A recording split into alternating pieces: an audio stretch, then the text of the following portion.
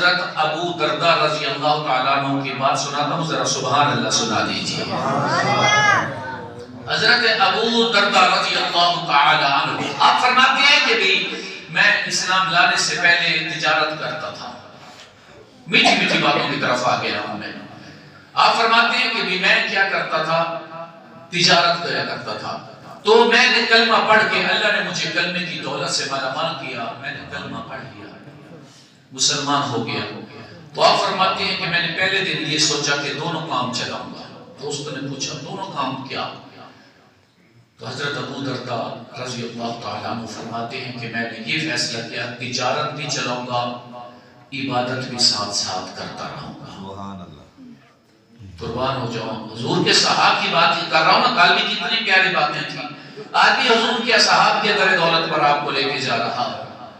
طرز عمل ان کا دیکھیں گے، آپ نے فرمایا کہ کلمہ پڑھنے سے پہلے تجارت کیا کرتا تھا، جب کلمے کی دولت نصیب ہو گئی تو میں نے یہ فیصلہ کیا تھا کہ دونوں کام چلاؤں گا، تجارت بھی اور عبادت بھی، لیکن میں ایک کام چلا سکا ایک نہ چلا سکا۔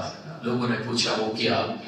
آپ نے فرمایا عبادت چلا سکا، تجارت کو میں نے چھوڑ دیا ہے، نہیں سمجھا سکا میں۔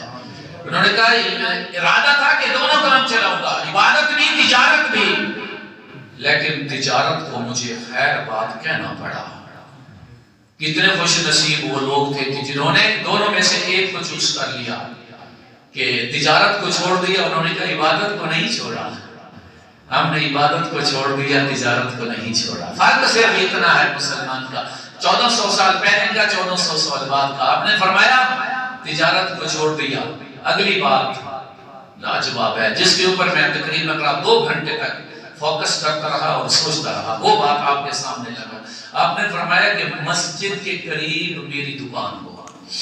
حدیث مبارکہ کے الفاظ ہیں کہ مسجد کے کنارے پر میری دکان ہو، اور روزانہ مجھے 40 دینار نفع بھی ملتا ہو۔ اس زمانے میں اگر کسی کو 40 دینار نفع ملتا تو ایک مثال قائم کرتے کہ اتنا نفع اس نے کمایا، ہمیں تو کروڑوں بھی مل جائے پھر بھی تھوڑا ہے۔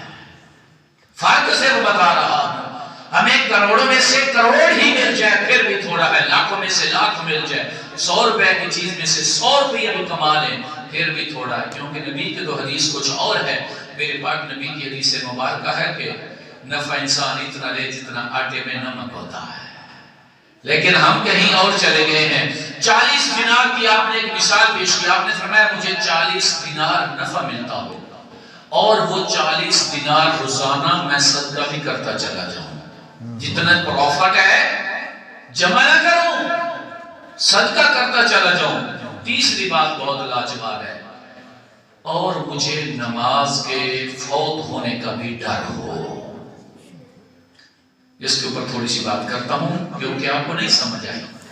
آپ فرماتے ہیں کہ مسجد کے قریب میری دکان ہو، 40 دینار میرا کاروبار اتنا چلے کہ روزانہ کے حساب سے مجھے نفع بھی ملتا ہو، 40 دینار مجھے نفع بھی ملتا ہو، اور وہ نفع میں صدقہ خیرات بھی کر دیا کروں، اور مجھے نماز کے فوت ہونے کا بھی ڈر ہو۔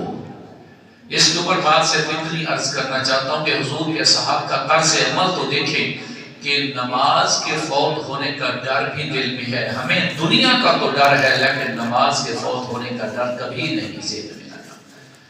کبھی ذہن میں ہمارے اگر ایسا ہو کہ ہماری نماز کہیں نہ فوت ہو جائے، اگر بے وقت کی بارش ہو تو فصل خراب ہونے کا ہمیں ڈر ہوتا ہے، اولاد بیمار ہو جائے تو ان کے فوت ہونے کا ڈر ہوتا ہے، تنگیاں آ جائیں تو پھر حالات خراب ہونے کا ڈر ہوتا ہے، دنیا کے ہر چیز کا ہمیں ڈر لگا۔ لیکن رب کی نماز اگر 1 گئی 2 گئی 5 گئی 1 سال کی گئی، آج تک مسلمان کو یہ نہیں ڈر لگا کہ کہیں میری نماز بھی نہ فوت ہو جائے۔ نماز کی بات تو بڑی دور کی بات